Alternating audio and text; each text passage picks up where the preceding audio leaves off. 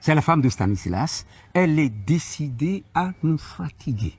Et malheureusement pour nous, elle s'est trouvée un adjuvant docile. C'est fou. Qu'est-ce qui se passe?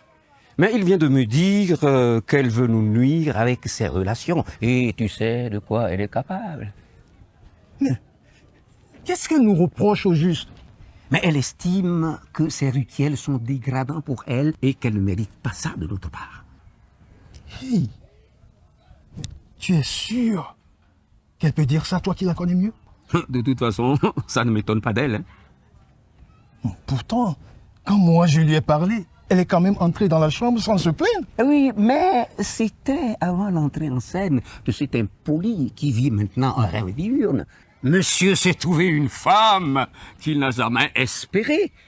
Et maintenant, il a décidé de se mettre à son service contre les intérêts de sa propre famille que nous sommes. Rappelle-le, il faut qu'on se parle. J'ai besoin de comprendre ce qui se passe réellement.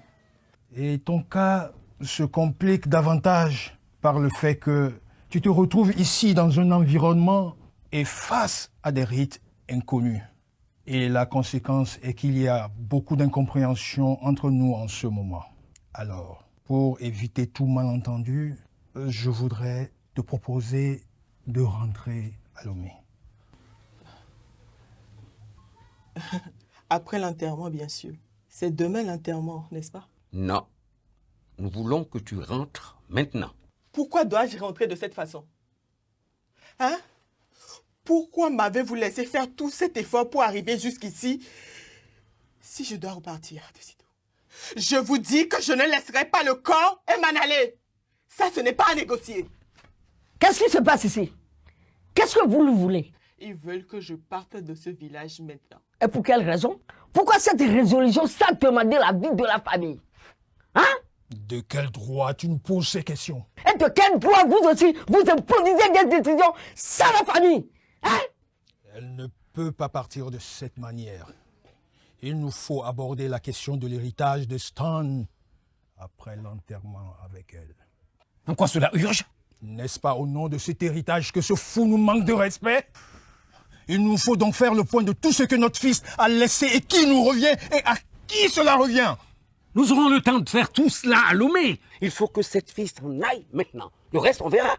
La femme de notre regretté Stanislas veut faire débarquer la police ici au village. Quoi? La police? C'est grave ça. Mais pourquoi? Elle estime qu'elle subit des rituels dégradants. La menace pèse sur nos têtes. Mais qu'on la laisse donc retourner à Lomé, c'est simple.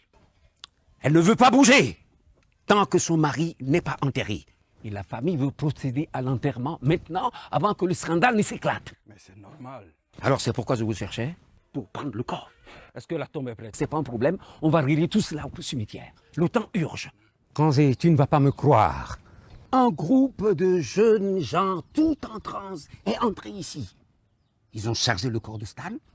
Ils sont partis. Charger le corps de Stan? Mais et toi, tu fais quoi ici? Mais je t'attendais. C'est pas possible. Quelqu'un a donné l'ordre pour l'enterrement. Quoi? Ils ont enterré Stan? Je suis très inquiet que sa déception vis-à-vis de la famille gâte mon enfant. Hippolyte, je crois que je n'ai plus rien à faire ici. On rentre à Lomé. Quoi? Mon étranger, ce départ précipité n'est pas en ton honneur. Vous êtes témoin que j'avais déjà été chassé. Je considère que c'est dans la suite logique de cette démarche que Stan qui me retenait ici a été enterré. Que veux-tu que j'attende encore ici? Je suis M. Pierre Ballot, l'un des oncles paternels de Loïs. Je viens du village prendre de ses nouvelles. Enchanté, monsieur. Merci beaucoup. Mais elle sait que vous arrivez? Mais elle devrait s'attendre à quelqu'un du village depuis que ce malheureux événement lui est arrivé. Est-ce que tu vois? Mais malheureusement, elle est en voyage. Voyage? Elle est allée où? Elle est allée aux obsèques de son mari. L'homme avec qui elle vivait? Il était son mari, n'est-ce pas? J'ai bien dit l'homme avec qui elle vivait. Je ne me suis pas trompé. Ne me fais pas dire ce que je n'ai pas dit, d'accord? Mais qu'est-ce que vous faites dehors? C'est ce farfelu-là. J'attends toujours les consignes. Mais j'appelle le numéro de madame, c'est toujours Hippolyte qui décroche. Tonton. Hé! Quoi là? Allez où? Tu te mets de mes affaires? C'est moi l'autorité ici. Tout ce que je te demande, c'est de lui apporter de l'eau à boire. Tu recommences, non? Hein? Tu as déjà oublié ce qui t'a raté la dernière fois dans le cas tonton a sonné. Hé! Quoi là? Quoi là? Hé! Hé! Ma fille, C'est pour toi que je suis venu. Pourquoi maintenant? Je viens au nom de la famille te soutenir pour ce qui vient de t'arriver. Pourquoi c'est maintenant que je vous vois? Vous, mes parents, vous m'avez laissé à la merci de ces personnes qui ont fait de moi ce qu'ils voulaient. Et c'est maintenant que je vous vois. C'est trop tard. Je n'ai plus besoin de soutien. Qu'est-ce que j'ai pu faire de si grave pour que vous m'abandonniez à mon sort? Et fait pleurer ma patronne. Oh mon Dieu. Qu'est-ce que j'ai fait? Comment ai-je pu laisser entrer ce type? Tu as raison. Donne-moi le temps de t'expliquer. Non. J'ai eu une journée pleine d'amertume aujourd'hui. J'ai plus d'oreilles à écouter quoi que ce soit. Vous dites bien que vous êtes l'oncle paternel d'Héloïse. Son père est mon frère aîné. Et selon la tradition, je suis en charge de tout ce qui concerne Héloïse. Tout ce qui la concerne. Vous voulez parler de mariage, de cérémonies traditionnelles et autres? Bien sûr. Vous êtes donc une personne importante pour tous ceux qui sont intéressés par Héloïse. Bien sûr, au village, je suis concerné par tout ce qui touche Héloïse et mon avis compte.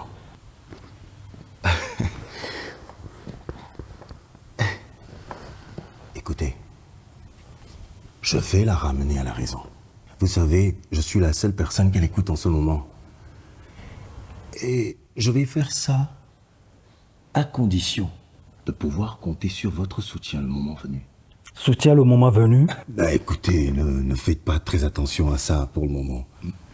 De toute façon, un bienfait n'est jamais perdu. Je me dis simplement que vous n'allez pas oublier ce geste. Si vous m'aidez à parler avec elle, évidemment, je vous serai reconnaissant. Tanti, je suis venu te rendre ton sac à main que tu as laissé dans la voiture. Vous, Tanti, tu as de jolis jambes. Hein. Hippolyte, tu recommences avec ton impolitesse. Donne-leur le sac et sors d'ici. T'imagines Capirola qui se laisse convaincre par papa prophète. Vous allez nous rejoindre au culte, j'espère. Oui, mais pourquoi pas? Cela ne fera que renforcer nos liens. Jesus is Lord.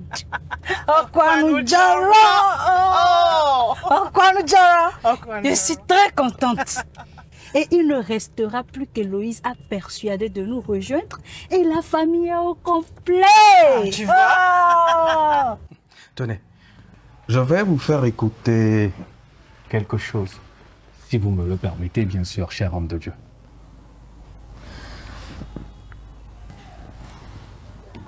Je devais le faire. Si cette grossesse progresse, c'est que c'est fini pour mon ministère. Je te demande pardon. Et je te promets que la prochaine fois, je ferai plus attention. Comme ça, c'est un piège, hein? C'est un piège, c'est ça, hein? À votre place, cher homme de Dieu, je choisirai d'éviter le scandale. Allez, on y va. Je ne bouge pas. De quel droit vous avez à faire tout ceci?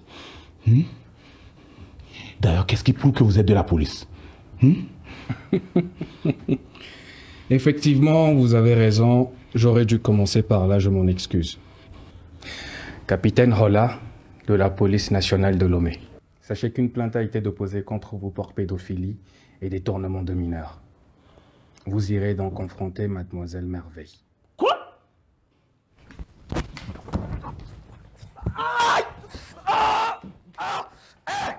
Tu ne nous échapperas pas, papa prophète, tu ne nous échapperas pas! J'ai une prochaine mission pour vous. D'accord, papa. Écoute-moi très bien. Il faut faire disparaître la petite Merveille sur cette terre. La faire disparaître? Oui. Je veux plus qu'on entende parler d'elle. Ok, d'accord, papa. Tu sais, mon fils. Oui. C'est une question de sécurité. Comme on le dit souvent, les morts ne témoignent jamais. Voilà pourquoi je veux qu'elle soit enterrée sur cette terre. D'accord, papa. Message reçu. Maman, je suis prête. On s'en va? Non, il y a un changement de programme. Quoi? On ne va plus chez tante Héloïse. Papa prophète a envoyé quelqu'un te chercher. Me chercher moi? Oui. Pourquoi? Comment ça, pourquoi? Ma fille, tu sais, si ce n'est pas important, il n'allait pas faire déplacer le commando du Seigneur. Maman, je ne veux pas aller chez lui.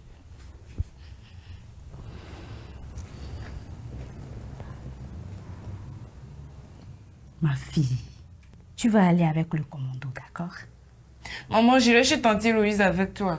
Moi, je vais aller chez tante Héloïse. Et une fois là-bas, je profiterai pour t'excuser auprès d'elle. Maman, je veux aller avec toi, pas ailleurs. Je dis une fois là-bas, je profiterai pour t'excuser auprès d'elle. Comme ça, toi-même, tu iras une autre fois. On était sur le point d'aller chez tante Louise et puis maman vient me dire que papa prophète a envoyé une personne pour venir me chercher. Te chercher pourquoi? Je ne sais pas. Et qui est venu te chercher? Elle est au salon avec la personne. Moi, je suis dans ma chambre. D'accord. Tu sais ce que tu vas faire? Tu les rejoins. Hein? Tu écoutes tout ce qu'ils se disent. Parce que c'est très important pour toi et pour moi. De façon précise, je viens au nom du conseil de direction remettre le projet de prêt entre vos mains. Vous en ferez ce que vous voulez. Est-ce que cette expression n'est pas trop forte? Vous sachant une femme d'affaires accomplie, je sais que vous ne ferez qu'une affaire florissante, n'est-ce pas? Bonne réponse pour une personne qui attend en retour. En retour, nous souhaitons que vous restiez avec nous. Je vous voyais venir. Nous souhaitons aussi que vous rameniez la paix et la confiance afin de nous donner un bon environnement des enfants. Mais, Monsieur Assogba, si ce que vous dites est vrai, je pense qu'il faut le formaliser dans un document et pour que le moment venu, on avise. Ce sera fait, madame. J'ai confiance en vous.